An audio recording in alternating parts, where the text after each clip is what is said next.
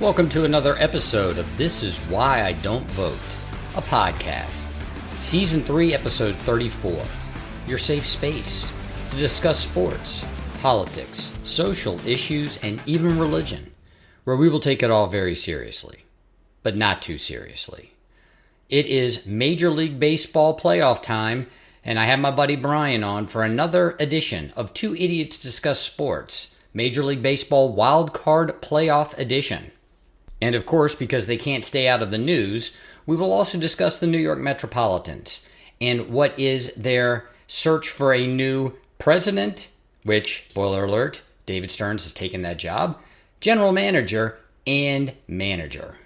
Once again, thank you all for being loyal and dear listeners. Please like, subscribe, thumbs up, 5-star, write a review for the podcast, giving it glowing accolades. Please send to your friends, your enemies, any contemporary far and wide. This Is Why I Don't Vote podcast is on Patreon. If you like what you hear, please consider supporting. Act 1, Two Idiots Discuss Sports, Major League Baseball Wildcard Playoff Edition. Back by popular demand, a very special edition of This Is Why I Don't Vote, a podcast. Two Idiots Discuss Sports, the Major League Baseball 2023 Wild Card and beyond. The baseball season playoff is upon us. Brian, take the stage and say hello to the people. Hello to the peoples, Mr. Knackley. Good afternoon, good evening. It is the sun is shining on the East Coast. I'm sure everything is still warm and hot in the valley, but hello to the peoples. It's only 92 degrees here right now, and a lot of people would say, oh, 92. I know you East Coasters who haven't been out to or spent a lot of time in the desert think that that's hot, but you personally know that 92 degrees here on a cloudless October day is practically perfection. It's a dry heat, from what they tell me. This is the truth. It's a dry heat. Well, 93 in the desert is not too shabby on an early October day. So, I'm currently on the road in the land of the pines, if you will, down in North Carolina, as the Old Crow Medicine show would say, and it's absolutely gorgeous. Absolutely gorgeous. So it's October. It's 80 degrees. I don't know what the heck's going on anymore. Global warming. Al Gore was right. Don't let him get in earshot of that, because it'll be like the South Park episode where you just can't get rid of him because he's so happy to rub your nose on the fact that he was right. Well, let's get underway and jump right in. This podcast is being recorded on Wednesday, October the 4th.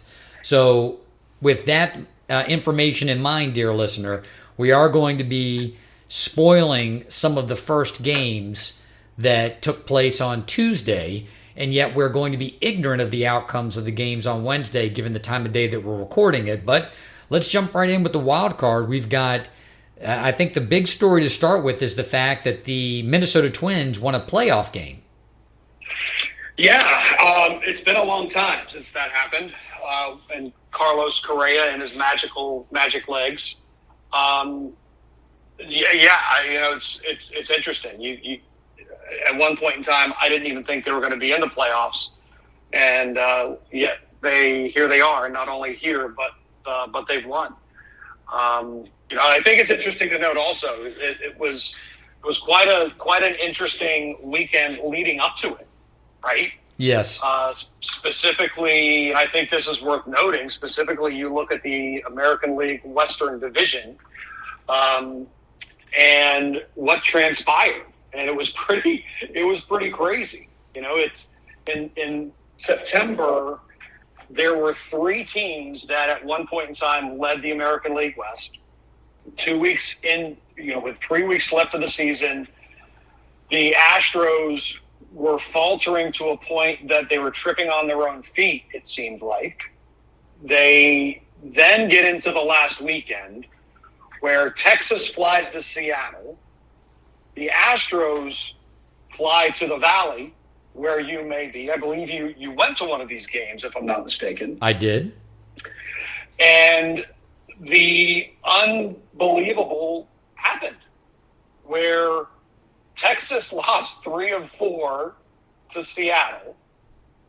The Astros swept Arizona, and it flipped that entire division. Yep. Where now all of a sudden Texas has to, instead of winning the division going home, they now have to fly from Seattle to Tampa in a day, essentially. The Astros go home, but what was even more interesting is you had 2 teams clinch on the exact same field on the exact same day. Right. In the Arizona Diamondbacks and the Houston Astros. Well, what was yeah, go ahead.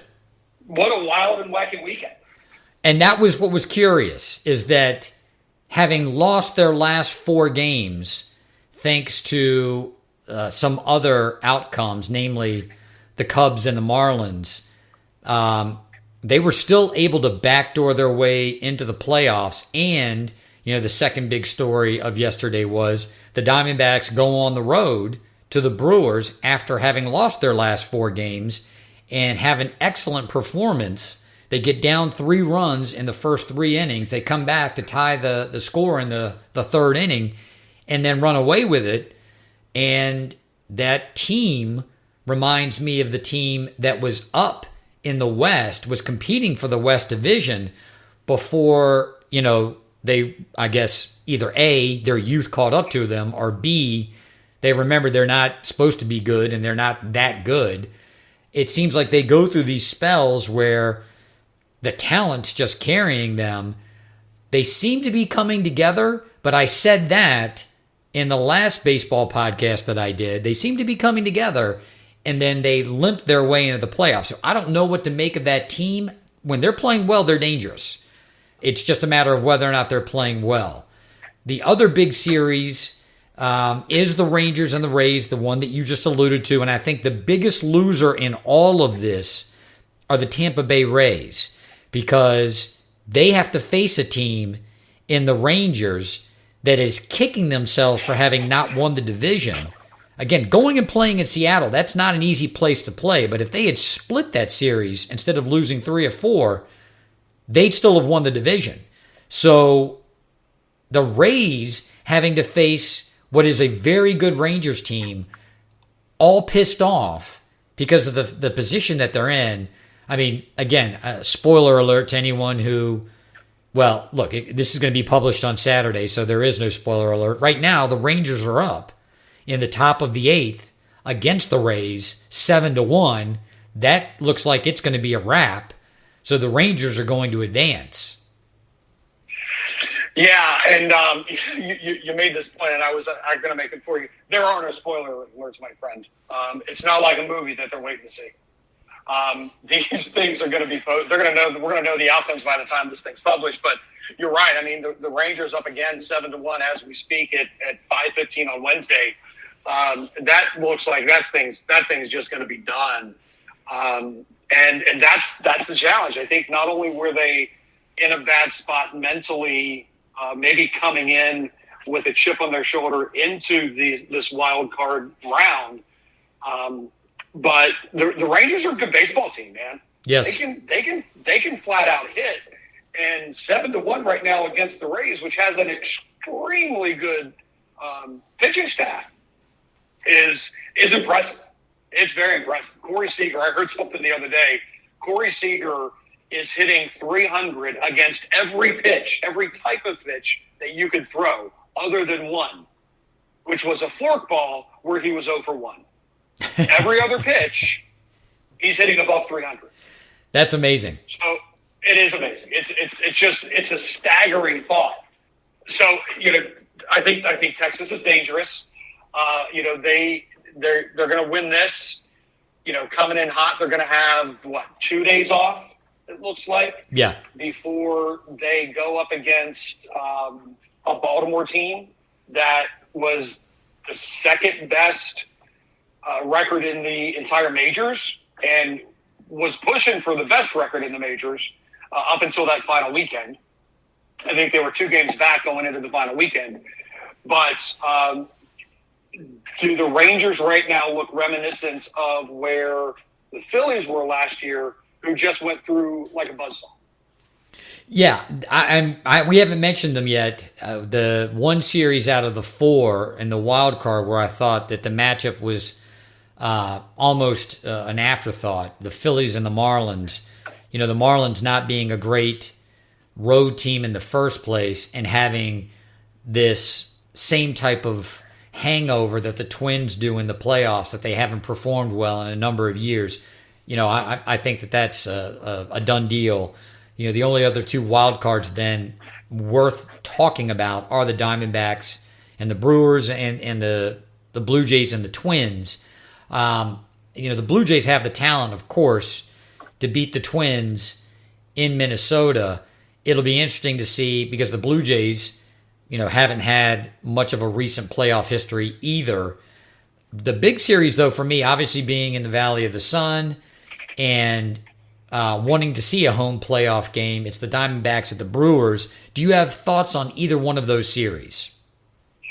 I do. I think that the Twins with Correa can be dangerous. Obviously, you know, he saved the game last night to get that first win in what, 19 years? Yes. Something along those lines.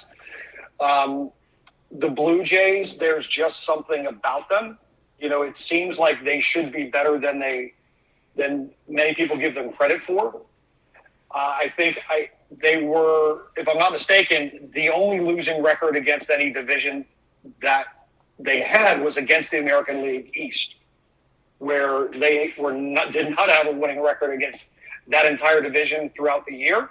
So it's kind of good that they got out of that, what is the American least part of the tournament bracket. So I think they've got a shot. I mean, they definitely have the talent. The question is, can they also get them? I'm going to use the word maturity level. That's not the right word. But, you know, with the young, you know, the baby Blue Jays that they are, they're not that baby anymore, right? They've got years of experience, but they just don't have that playoff experience. The question is, can they kick it into another gear finally in this postseason? We'll find out tonight. You know, that what time is that? What time is that game? I don't even know. But we'll find out this. You know what? It's already kicked off. We're at the end of the second. We'll find out later today whether they can do it or not. And if they can, Game 3 is going to be interesting. But the way that this wild card format is, where you're playing all 3 games in the same location, you have a visiting team will never have home field advantage. That could have been the dumbest thing I've ever said. It's true, no visiting team will have home field advantage, but you know, they're not going to be able to get back to their home for a home game. Yeah, it'll be interesting. The Blue Jays remind me of the Maple Leafs. And I know you're not as big a hockey fan, but the Maple Leafs have been fostering young talent, and you can't call them young anymore. They've got 4 or 5 years of playoff experience under their belt, and they just haven't been able to win. And at some point, you have to look at the team and say, do we continue on with this nucleus, or do we break it up because we're not getting to where we want to go? So this is a big year for the Blue Jays, needing to advance in the playoffs because, like you said, they're not baby Blue Jays anymore. This team has been contending. Again, they're probably in one of the most difficult divisions in Major League Baseball, but they've been contending and they haven't been able to get over the hump, and the organization eventually is going to have to look at it and say, do we continue in this direction, or do we break these kids up and we either A, go out for some free agent talent, or do we continue to build from within in our farm system? Very quickly, thoughts on the D-backs at the Brewers? The D-backs, I think, kind of the same situation. Young team, right? Young, exciting team. It's good to see them back again. I think that they have, you know, it's Jekyll and Hyde, it seems like, with the Diamondbacks this year, right? You don't know who you're going to get. It's like they've got bipolar disease. No offense to anyone out there that may be bipolar. So you really don't know. The Brewers have probably the most complete, well, I would say probably the best pitching staff. But, you know, you're down a game right now. And when you're down a game in a 3-game series, puts you behind the 8 ball. Fortunately, you're at home to do it. It's going to be interesting. I think Arizona's got a shot. I do. I call it a gut feeling, but I think they've got a shot. And can they get past the Brewers pitching staff? So Yeah. We don't know, but I'll take the D-backs in that one to go up against the Dodgers. Yeah, I like this matchup, even though the Diamondbacks are facing a very complete Brewers staff in a short series. That staff cannot exercise its muscle, so to speak, because you've got 3 games. So, a starter comes out, has a bad inning, has a bad couple of innings. It's easy to see Craig Counsell pulling a starter, and the Diamondbacks are going with their ace. And, to show you what a terrible hometown sports fan I am, I can't remember the kid's name off the top of my head. Gallen. Gallen. So, the Diamondbacks are feeling really good. Our ace is going up against this team. We're already up 1-0, so they can play a little bit more loose and a little bit more free, which, of course, when you're a kid, that's exactly how you want to play. I do want... Go ahead. It is. And that's part of it. And you kind of alluded to that earlier, where you're young and dumb, for lack of a better phrase, right? You're not thinking about it too much. They got Freddie Peralta tonight, though. And you got Freddie Peralta at home. You can't play that free and that loose. You obviously can't be late tight, but you gotta be on point tonight, because if they do get a chance to tie it up, now you're going to game 3. And if Gallen has a bad one and they dip into that bullpen too early, now do you have problems tomorrow, because there are no offense. Right. So it's going to be really interesting tonight and tomorrow, or today all day, I guess, with these games. And how far do the starters get? How deep do they have to go into the bullpen? Because there is no rest day. Right.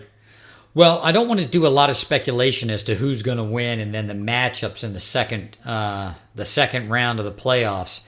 And perhaps we can have another call maybe in the next week to 10 days to discuss some of the developments.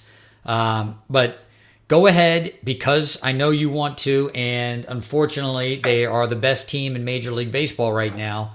Look at the prospect of the Braves facing the wild card teams they could possibly face, and what are their chances to dethrone the Houston Astros as World Series champions?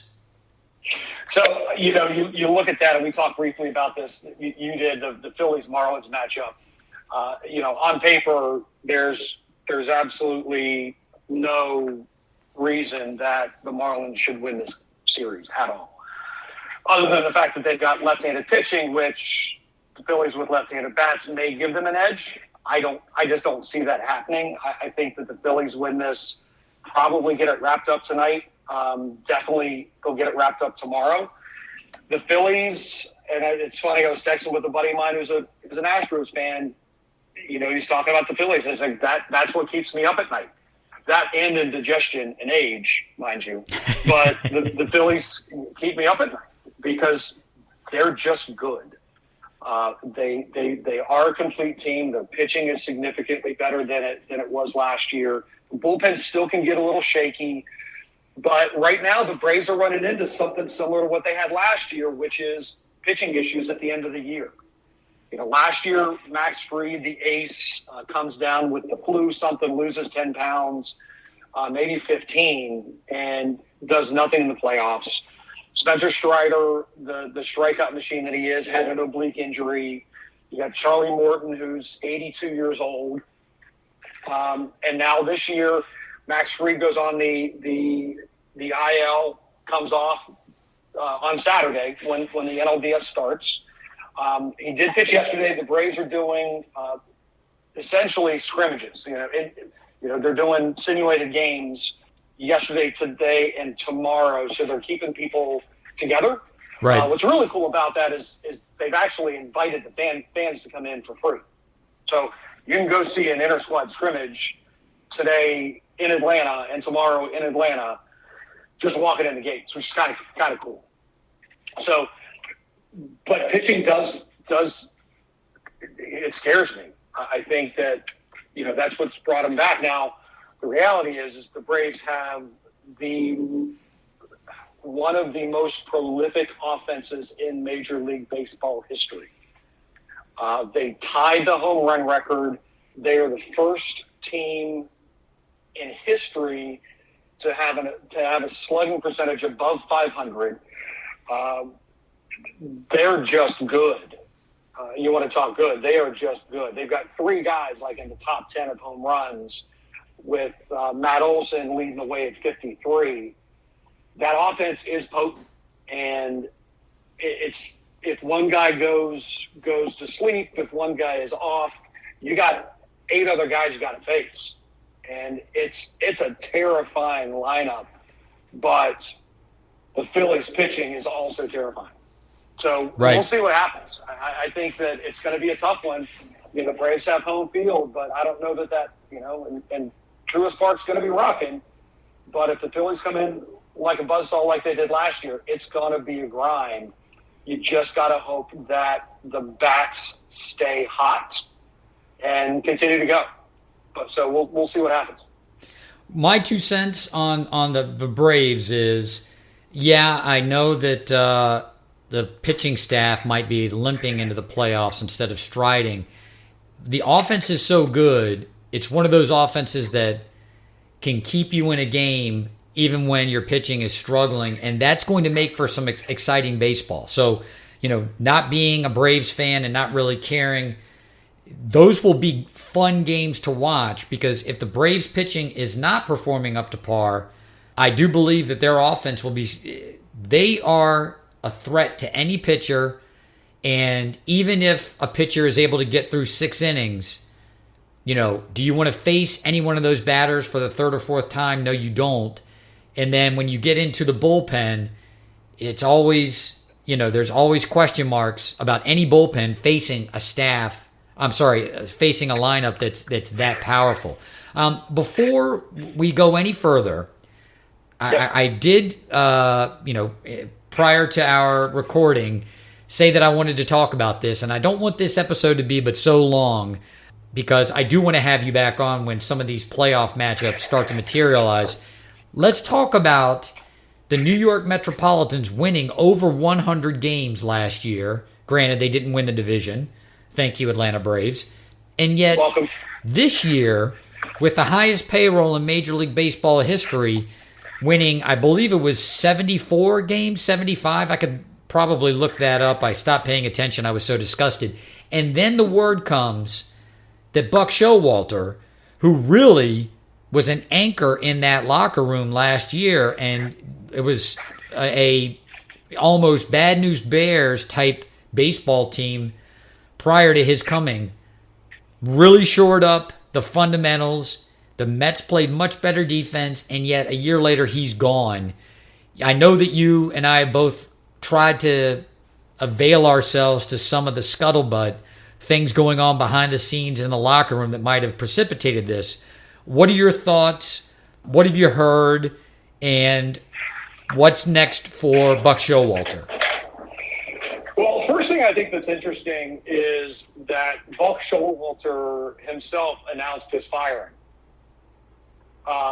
Whether it was being allowed to resign or firing, he was the one who announced it to the press corps, who all immediately went to Twitter or X or whatever it might be, to which he then called them out.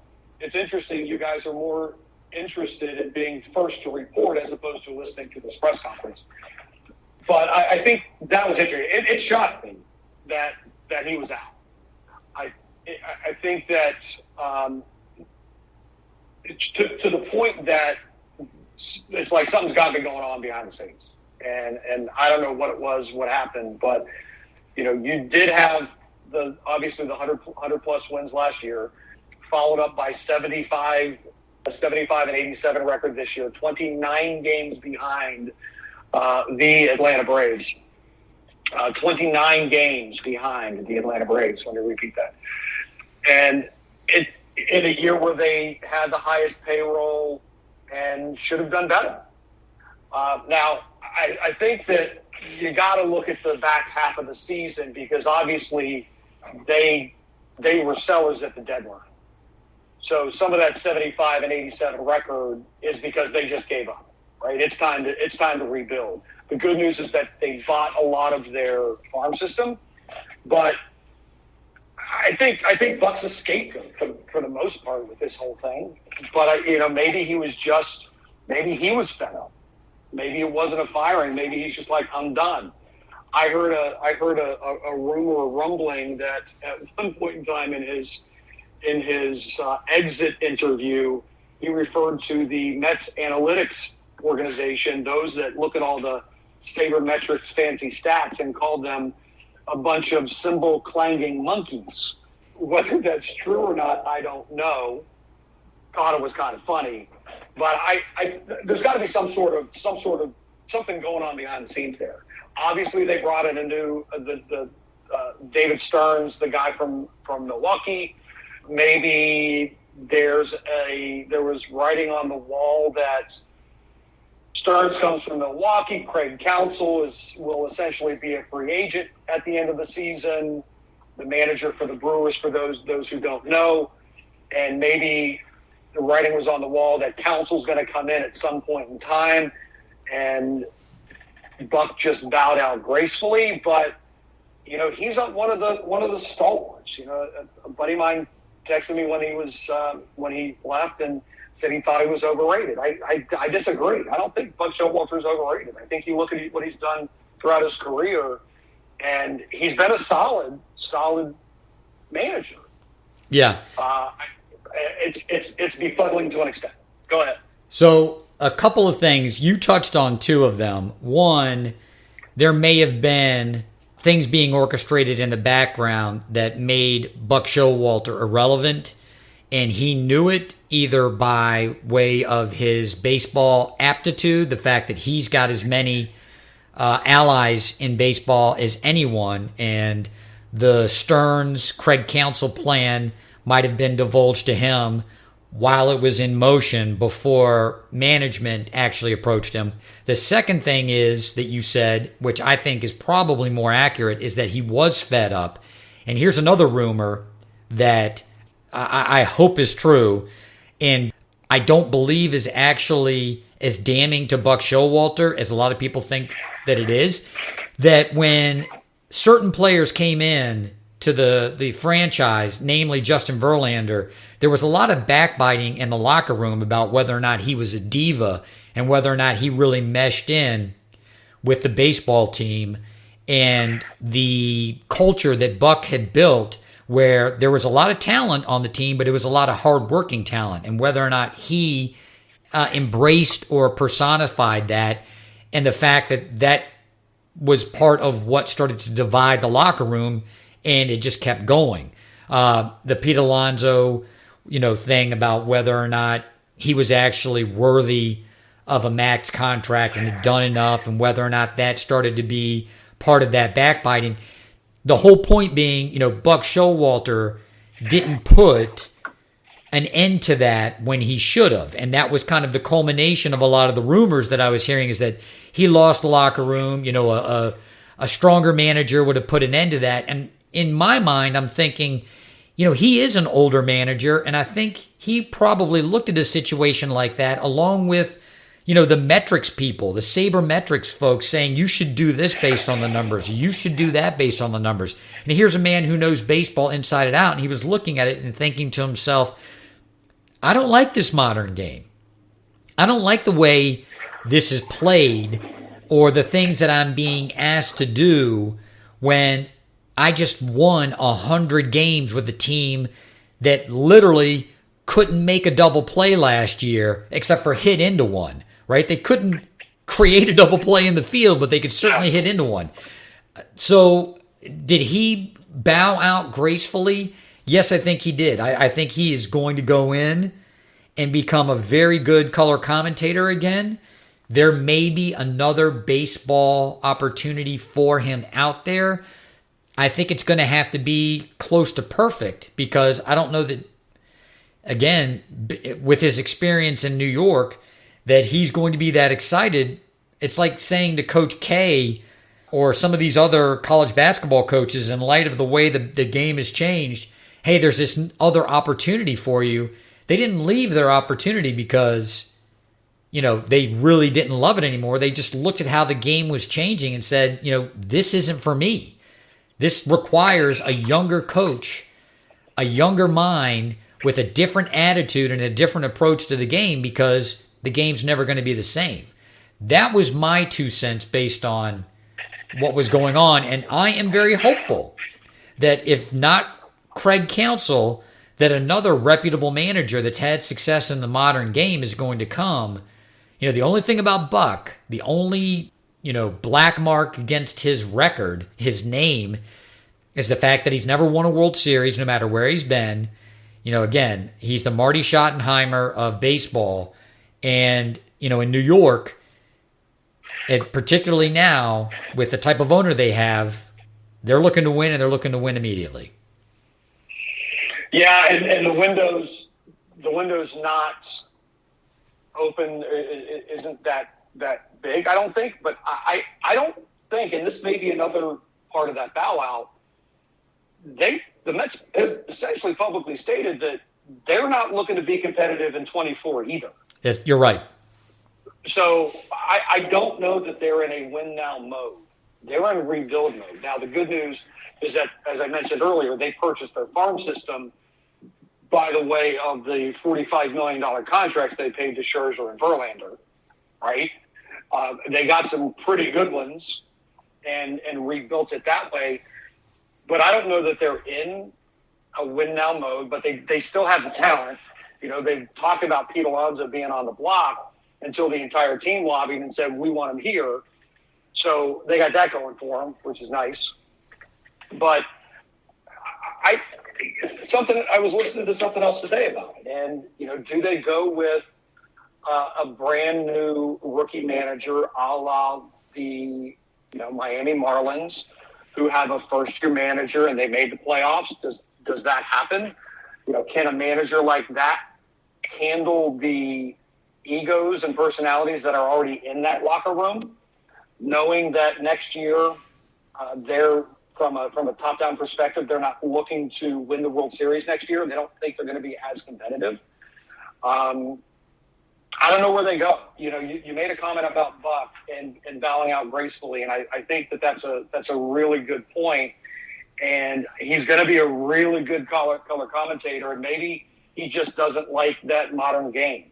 Thus the cymbal clanging monkeys comment. I hate to keep going back, but you look at the Braves where Brian Snitker still does a lot by feel from an old school perspective, but they've all embraced the metrics. They've all embraced this new way of doing things. And maybe that's just not Buck's way of thinking anymore. Maybe he's done. It seems I didn't watch the press conference. From what I had heard and read, it seemed a little emotional for him. Like this might be it. He may never be in this room again in that capacity. So I don't think he's in a position. I mean, you look at the jobs that are going to be open. San Francisco's open, and they really don't have much of an identity. They can't get a free agent there. Maybe it's because of all the homeless people in the streets. You look at San Diego, could be an option if who is it, Bob Melvin's the manager there. They got all the talent in the world, not sniffing the playoffs. They just kind of imploded. Could that be a situation for him if Melvin gets fired? But Buck's not going to a rebuild. He's too old. He's too old for it. It's got to be that right situation, and I just don't know if the right situation is going to be open this year or next year. Yeah, I agree, and you do make a good point that the Mets, even though there is a win now mentality, that they've somewhat conceded that win now will not be next year. And again, I mentioned this in our earlier podcast when I speculated that because of their bloated payroll and the age of their starters, this could be the case. But this is a learning curve for Cohen. He try to do what so many owners have done in baseball and in other sports. I'm looking at you, Dan Snyder, which is to, in his first few seasons, buy a playoff contender and a championship team, and you just can't do it. It's a rarity that it ever happens. So I'm optimistic that another lesson learned, and that in 2 or 3 years, the biggest problem for the Mets, when I say 2 or 3 years, in 2 years, the Mets could be very competitive. Does that mean that the Braves are going to be less competitive? No. Does that mean that the Phillies are going to be less competitive with the makeup of that team? No. And then you've got the Marlins, who've got a bunch of kids who are only going to be better. So the AL East, in its dominance now, you may see that being mirrored in the NL East when these teams all start to rise up, and they've got the youth movement, they've got the right amount of veterans, and then they just sit there and massacre each other for the rest of the season. Yeah, I think that's the case. I mean, it's going to be tough. The Braves have most everyday player locked up until I think 26 or 27, if I'm not mistaken. So you got and they're all young, right? You got a long runway there. You got the Phillies with, Trey Turner just signed like the 25-year contract last year. Right. At 28 years old. Bryce Harper, as long as he's been in the league, the veteran leadership, he's still young. He's really just hitting his stride. Now he's going to first base, so he's not going to have the wear and tear on his body anymore.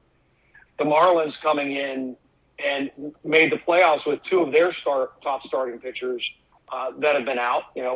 Alcantara, I can never quite get it right, but let's just call him Sandy. Sandy's been out for the past few weeks. They still made the playoffs. So it's going to be tough. The Nats are a really good AAA team right now. We were fortunate enough to go to the Braves Nationals, one of the Braves Nationals games the weekend before the last weekend of the season. Fortunate enough to see some history there. So, Ronald Acuna Jr. hit his 40th home run to officially create the 40-70 club. So that was pretty cool. But that entire division is going to be difficult for a long time. The question is, did Miami just catch lightning in a bottle this year, or is there actually something there? And we don't know that. Same thing with the Mets. But the Phillies and the Braves are both going to be really good for a long time as those teams and those players get more and more experience. Yeah. So it'll be interesting. That kind of leads me into the final comment I'll say about the tournament that is going on. And I don't know if we want to do predictions or not, but we look at you look at teams and where they were, and the fact that the Astros kind of tripped and fell into first place in the American League West. But that is a team that is tournament ready and grizzled. Most tournament or most playoff appearances, tournament appearances and playoff games since 2017. They are old grizzled veterans over there, and I think they're going to be dangerous. Agreed. And they've got a manager who has, like Buck Showalter, been snake bitten, but he got that proverbial monkey off his back last year. The team is still excellent. They played a desperate Arizona Diamondbacks team on the road. They were on the road, and they were just, I don't want to say they were impeccable. The Diamondbacks, I went to the game on Friday night. They had several chances to win that baseball game, but they don't make the mistakes to hurt themselves, which in the playoffs, of course, is the mark of a calm and determined team, a veteran team. So I think they're super dangerous. As far as the predictions go, if you'd like, we can do this maybe in another 10 days when we're down to the Final Four and have a more thorough conversation about the final contenders. Yeah, absolutely. All right, buddy. Absolutely. Well, have a great trip, in the land of North Kakalaki. A safe trip, and you and I will be in touch. Sounds good, my friend. Enjoy the Valley of the Sun and your lovely dry heat in October. I'll talk to you soon, my friend. All right, buddy. Act 2 Epilogue. The day after we recorded this podcast, Brian sent me a text. The Mets fired is the more appropriate term, their general manager, Billy Epler.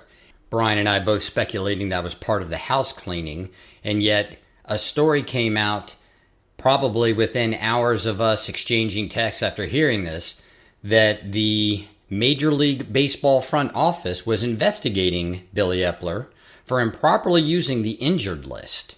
Now, that's a very vague and, to this baseball fan, curious story. I don't want to do too much speculation. I'm sure the story will unfold over the course of time.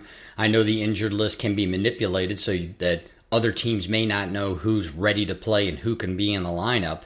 That might be what Epler was trying to do, was trying to be coy about who was actually healthy and who could be in the lineup on any given night.